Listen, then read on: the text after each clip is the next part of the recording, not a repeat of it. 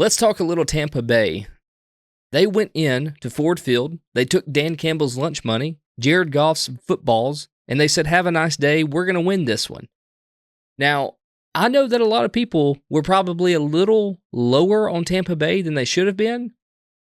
The question I'm going to ask you in a minute, I want no association with it, because I would like to go on record and say that I thought that Tampa Bay would be even better this year because you did not pick them to make the playoffs, my friend. I didn't make them but I'm not saying that they would make the playoffs. They made it last year. Well, I'm just saying I was not as concerned. Everybody knows this already. Oh yeah, sorry. I was not as concerned as most people were with losing the offensive coordinator who brought Baker Mayfield back to life. Okay. I still think this team is a really talented team, but I think that the biggest storyline here is what Tampa Bay was able to do to Detroit to kind of throw them off their entire game. They looked flustered. Jared Goff made mistakes, threw 2 interceptions. They couldn't get the running game going as good as they wanted to. You could tell the defense, just especially in the secondary, they were not covering like they should. They allowed some pretty big plays to Baker Mayfield, Mike Evans, Chris Godwin. I mean, they really played poorly on defense, and honestly, it came down to what I think is the 2 interceptions from Jared Goff. I think that's kind of what lost them the game. So, have we been taking the Tampa Bay Bucs too lightly? Yes. I have not. Yeah, you have, because you picked them to miss the playoffs. So, you said the Falcons would win that division. Granted, I was not as down on them as you were. That's true. That's true. But even though now you're the liar. Even though I do like Baker, I've always liked Baker. I thought they would be competitive for a playoff spot, but I am surprised. They're actually good. Yeah, they're good. I thought they would take a step back because the whole let's bring the band back together when we didn't win the Super Bowl or anything, that was weird. But they're executing. They're executing really well. The difference in this game, it's not that Tampa did anything extraordinary. Like they really didn't. Everybody played good. But everybody played good. They did. And the biggest thing to me is they capitalized on Detroit's mistakes. Yep. Detroit is a better football team. If they played each other 4 times, Detroit would win 3 of them, probably. 2 or 3 of them. 2 to 3, yeah. But Detroit made a ton of mistakes. Like you said, the 2 picks. If you just look at the yardage, Tampa Bay, 216 total yards. Detroit, 463. That's a big difference. Detroit had 26 first downs. Tampa had 14. Time of possession, 33. Detroit, 26. Tampa Bay. So they had the ball more. They were driving. They were getting yards, but they couldn't execute, and they made too many mistakes when they were driving. As you said, the 2 turnovers. The big stat for me, if you look at the box score and you're trying to find the thing that stands out, Detroit, 1 for 7 in the red zone. 1 for 7 in the red zone.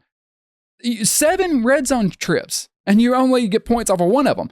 There you go. I mean, if you get 3 every time, you can win the football game. So Detroit was sloppy, and Tampa Bay was able to capitalize. I wonder what Tampa Bay will look like playing against a team that, plays tough, doesn't make the mistakes, doesn't give them room to breathe. They might struggle, but it's clear that this Tampa Bay team is well coached. They've got talent all over the football field. Baker Mayfield, looks as good, better than he's ever looked. They're getting Godwin involved. He was the star of the day. Mike Evans was quiet. So I do like this football team. I've been surprised that they've been able to run the ball a little bit better than I expected. We have been taking them too lightly. Tampa Bay's a threat. Yeah, so if I'm a Detroit fan, I'm not sounding the alarm. I think that you could afford this loss. But after how you played last week, we thought that you would probably win it. That's why I picked you. But they also it's interesting after this week you put things in context, because you go and you have that overtime battle against the Rams, and the Rams get absolutely blown out by the Cardinals this week. Yep. Obviously, a lot of injuries with the Rams that happened in that Detroit game, but then Detroit goes and loses this one. You really are kind of like, I don't know who any of these teams are. Yeah, for sure. And one thing I want to add about the Bucs, you mentioned their upcoming games and everything. So let's just look at the next 5. You got the Broncos, should be a win. You get the Eagles, the Falcons, the Saints, the Ravens. So after the Broncos, which you could say would maybe a kind of a shoe-in win, especially since it's at home.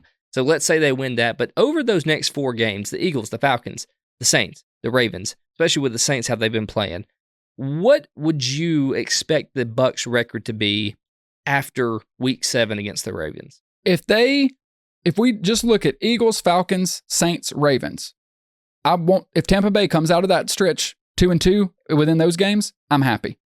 Okay. So if they get through all those games and they're 4-2, I think they're in good shape. They're in really good shape. They just can't collapse right here. We'll have to see what New Orleans is. I don't think the Falcons are going to be a big issue. We'll see if Baltimore can course correct.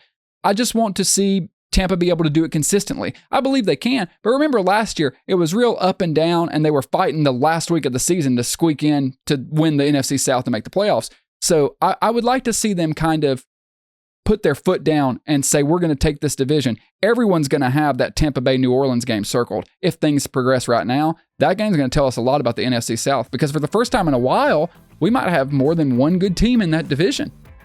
I'm excited to watch it, but I don't want to wish it away too fast. I'm right there with you, man.